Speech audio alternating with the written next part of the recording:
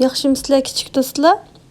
Bugun biz musulmonlar uchun eng ulug' bo'lgan Qur'on kitobimizdagi ba'zi bir hikoyalarni anglab baqamdiq. Ya'ni biz buni Qur'ondagi qissalar deb ataymiz. Bugun shu Qur'ondagi qissalarning tunji hikoyasi, ya'ni hayotlikning boshlanishi temasida hikoya anglab baqaylik. Uzun zamanlar ilgari bu yerda qop-quruq, g'oyat zo'r bo'shliqdan boshqa hech narsa bo'lmagan ekan. Na zamin, na osmon, na quyosh, na oy bo'lmagan ekan. Hech bir yo'riqlik bo'lmagan ekan. Faqat va faqat qop-qorong'u, zulmat qorong'ulik bilan to'lgan g'oyat zo'r bo'shliqli bo'lgan ekan. Qudratlik Allah bu zulmat qorong'ulikqa xotima berib, go'zal bir dunyoni yaratmoqchi bo'ldi. Allohning vujudga chiq deyishi bilan dunyo vujudga keldi. Allah zaminni xuddi g'oyat zo'r gilamni yeyitgandek yeyildiribdi. Uning ustiga muqim tutib turish uchun cho'qcha tog'larni yaratibdi. Allah zaminning ustida osmonni barpo qilibdi. Osmonga ikki yo'riqlikni yaratibdi. Uning biri quyosh, yana biri oy ekan. Allah quyoshga: "Sen kunduz osmonida nur chashqin" debdi. Allah oyga: "Sen kecha osmonida nur chashqin" debdi. Allah yana kecha osmoniga nurg'un yulduzlarni yaratibdi. Hamda yulduzlarga: "Sizlar kecha osmonida chaqnanglar. Kechada yo'l yurgan musofirlarning to'g'ri nishonlaridan adashib qolmasligi uchun yordamli bo'linglar" debdi. Bu osmondagi milliardlarcha yulduzlar garchi soni shuncha nurg'un bo'lsa-mu, hech qaysi bir-biriga o'xshab qolmagan ekan. Biri kichik, biri g'oyat zo'r yo'g'on. Yana birlari chaqnasa, yana birlari yolqinjab ko'yidi ekan. Ular xuddi yo'l belgilariga o'xshash yo'l yurgan musofirlarni to'g'ri yo'llarga, to'g'ri nishonlarga boshlaydi ekan. Uningdan keyin Allah zaminni quruqlik va dengiz okeanlarga ayiribdi. Quruqlikni bo'lsa yeshilliklarga purkandiribdi.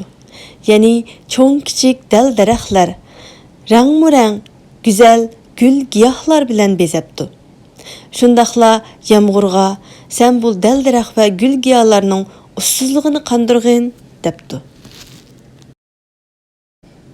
Uningdan keyin Allah har turli hayvonotlarni yaratibdi. To'ga, ot, qo'y va fil degandek, shundaqla turli qushlarni yaratibdi. Egiz uchadigan burkutlarni, go'zal qanotlarini ochadigan to'zlarni va go'zal ovozda yiqimli sayraydigan bulbul to'rg'aylarni yaratibdi. Uningdan keyin Allah dengiz okeanlarni xilma-xil baliqlar bilan, shundaqla boshqa suv jonliqlari bilan to'ldiribdi. Uningdan keyin Allah dunyoni texmi go'zal qilish uchun farishtalarni yaratibdi. Farishtalar hammasi Allohga itoat qiladi ekan. Farishtalar Allohning elchilari ekan. Ular dunyoning bulung pushqoqlarigacha Allohning buyruqlarini yetkazdi ekan. Farishtalar butkul dunyoning Allohning irodasi bilan harakatlanganligini ko'rib turdi ekan. Ya'ni shamollarning talab qilinganda chiqadiganligini, bulutlarning yomg'ir yog'dirishga tegishli yerlarga berib, yomg'irlarni yog'dirib, zamin va gul-giyoh dal-daraxtlarni ussizlik bilan qondirganligini ko'rdi ekan. Uningdan keyin Allah tutaksiz o'tdan jinlarni yaratibdi.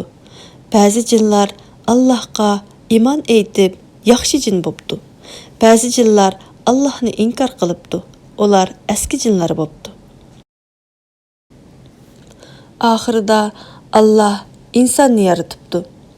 Allah her türlü tuproqlarni bir yerga yig'ib, aralashtirib, uningdan lay etibdi. Hamda laydan insonning qiyofatini yasab, uningga ruh ato qilibdi. Allah yaratgan tunji inson, ya'ni payg'ambarimiz Adam alayhissalom ekan. Allah Adam alayhissalomga hamroh qilib, yordamchi sifatida tunji ayol Hazreti Havvani yaratibdi. Uningdan keyin Allah mana shu go'zal dunyoni Adam alayhissalom bilan Hazreti Havvaning yashaydigan makoni qilib beribdi. Qandaq kichik do'stlar? Ulug' Allohning hayotlikni qandaq barpo qilganligini bilib oldinglarmi? Endi kelarki qitimda Allah yaratgan tunji inson haqidagi qissani anglaymiz. Undaq bo'lsa bugun mush yerda xo'shlashaylik. Xayri xo'sh.